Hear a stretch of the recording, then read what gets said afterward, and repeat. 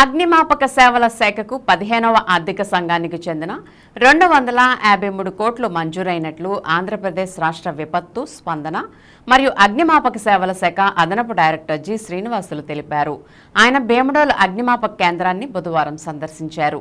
ఈ సందర్భంగా fire officer నాగరాజ్తో పాటు సహాయ అధికారి నాగబాబు ఇతర సిబ్బంది ఆయనకు సాదరంగా ఆహ్వానించారు. వారి నుంచి గౌరవ వందనాన్ని ఆయన స్వీకరించారు. అనంతరం రికార్డుల పరిశీలన, భీమడోలు కేంద్రం ద్వారా అందుతున్న సేవలు, ఇతర అవసరాల గురించి అడిగి తెలుసుకున్నారు. వివిధ విభాగాలను తనిఖీ చేశారు. ఈ సందర్భంగా భీమడోలు అగ్నిమాపక కేంద్రానికి కేటాయించిన ప్రత్యేక వాహనం శిథిలావస్థకు చేరినట్లు గుర్తించారు. భీమడోలు అగ్నిమాపక కేంద్ర పరిసరాల్లో వివిధ పరిశ్రమలు, వాగులు, కాలువలు, 2 జాతీయ రహదారులతో పాటు వివిధ రాష్ట్రీయ రహదారులు ఉన్న కారణంగా భీమడోలు కేంద్రానికి ప్రత్యేక ప్రాధాన్యత ఇస్తున్నట్లు ప్రకటించారు. అనంతరం ఆయన మాట్లాడుతూ తాజాగా మంజూరైన 15వ ఆర్థిక సంఘం నిధుల్లో కేంద్ర రాష్ట్ర ప్రభుత్వాల వాటా ఉందని తెలిపారు.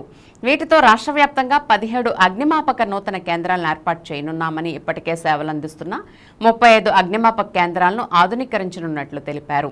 వీటితో పాటు అదనంగా పలు అధునాతన పరికరాలను సమకూర్చనున్నట్లు వెల్లడించారు. భీమడోలు అగ్నిమాపక కేంద్రానికి శిథిలమైన అగ్నిమాపక వాహనం స్థానంలో నూతన వాహనాన్ని అందజేయనున్నట్లు తెలియజేశారు. రానున్న కాలంలో ఈ తరహా ఇబ్బందులతో పాటు ప్రకృతి వైపరీత్యాలు చోటు చేసుకున్నప్పుడు పెద్ద ఎత్తున జరిగే ప్రమాదాల నుంచి ప్రజలను కాపాడేందుకు అగ్నిమాపక శాఖ ప్రత్యేక కార్యాచరణ ప్రణాళిక రూపొందించిందని అన్నారు. దీనిలో భాగంగా సిబ్బందికి ప్రత్యేక శిక్షణ ఇవ్వనున్నట్లు తెలిపారు.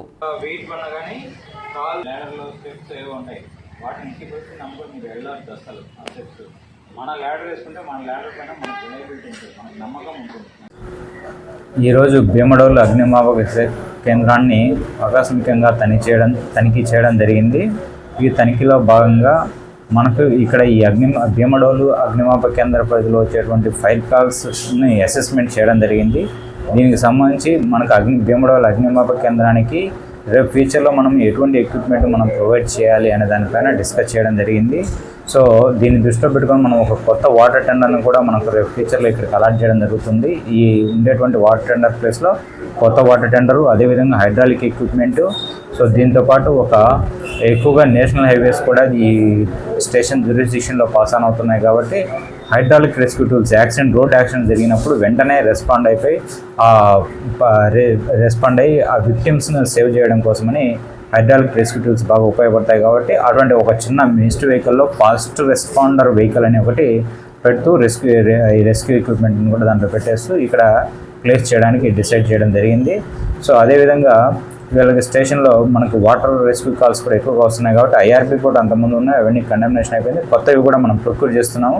ప్రొక్యూర్ చేసినప్పుడు వీళ్ళకి ఇదే స్టేషన్లో మనం సప్లై చేయడం కూడా జరుగుతుంది. సో ఇదే విధంగా మనకు 15th ఫైనాన్స్ కమిషన్ గ్రాంట్స్ కింద మనకు 253 crores శాంక్షన్ కావడం జరిగింది. Government of India 75%, state government 25%.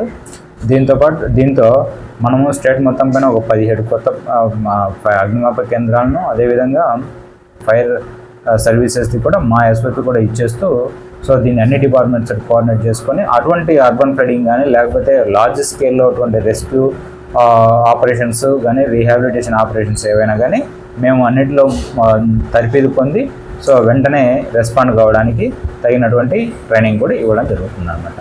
ఇది థ్యాంక్ యూ.